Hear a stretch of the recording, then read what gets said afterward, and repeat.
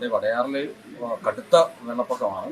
ഇപ്പോൾ ഏതാണ്ട് 200-ലധികം വീടുകളിൽ വെള്ളം കയറിയ സമയത്താണ് ഇങ്ങനെ ഒരു മരണം ഇവിടെ സംഭവിക്കുന്നത്. നമ്മുടെ കനാമ്പരത്തെ ചേലക്കത്തറി എന്നാണ് അദ്ദേഹത്തിൻ്റെ വീട്ടുപേര്.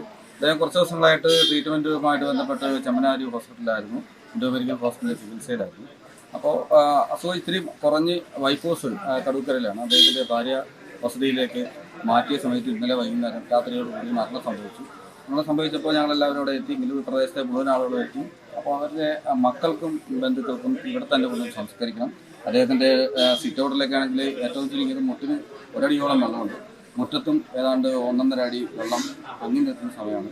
വടയാറിലെ പൊതുസ്ഥിതി അതാണ്, എല്ലാ സ്ഥലങ്ങളിലും തന്നെ വെള്ളമുണ്ട്. പക്ഷേ പ്രദേശത്തെ ചെറുപ്പക്കാരെല്ലാവരും കൂടി പെട്ടെന്ന് തന്നെ ബന്ധപ്പെട്ട് അതിന് ഒരു സംവിധാനം ഉണ്ടാക്കി ഒരു 10-300ഓളം കല്ല് ചെങ്കല്ല് കൊണ്ടുവന്ന് അടുക്കി അതിൽ ചിത പുറത്തേക്കാണ്. അപ്പോൾ നമുക്ക് കാണാൻ പറ്റുക ചിത അദ്ദേഹത്തിൻ്റെ ഒരു ഈ പ്രദേശത്ത് തന്നെ ജീവിച്ച് ജീവിതം മുന്നോട്ട് കൊണ്ടുപോയ ഒരാളെന്ന രീതിയിൽ അദ്ദേഹത്തിൻ്റെ ഒരു അന്ത്യാഭിലാഷം തന്നെയായിരുന്നു ഇവിടെ സംസ്കാരം നടത്തണമെന്നത്.